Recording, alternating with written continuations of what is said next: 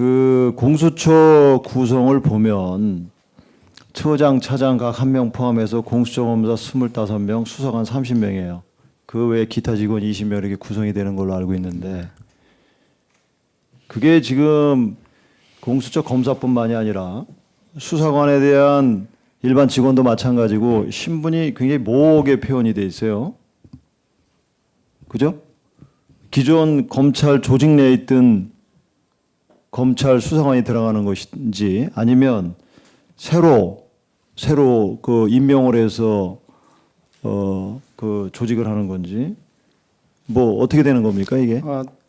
기존 검찰이 아니고 새로 임명을 하게 새로 임명을 됐습니다. 하는 겁니까? 네.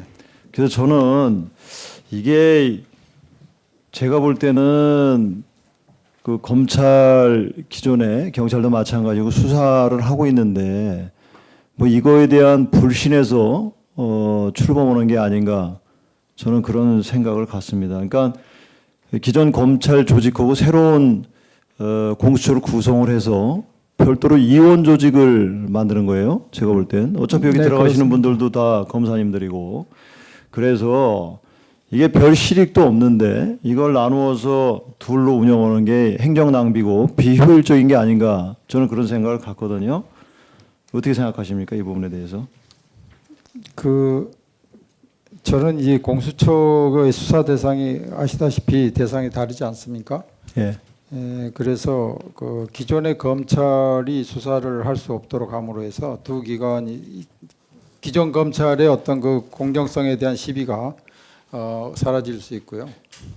그 공수처의 경우에는 뭐랄까 인사를 통한 어떤 그 어떤 승진이라든가 이런 것들을 기대하는 검사들로 구성된 조직이 아니기 때문에 그러면은 그게 문제가 되면 검찰 내부에서 그런 분들을 위촉을 하면 되죠. 자원자를 받든가. 승진에 대해서 관심을 안 쓰는 사람을 그러면 임명을 하면 될 거 아닙니까? 네, 그런 방식으로 자, 구성이 될 겁니다. 그래서 이게 지금 청와대 내에서도 특별감찰관 제도라는 게 있죠. 네. 이게 어느 정권이든 정권에 관계없이 이게 제대로 작동된다고 그럼 봅니까?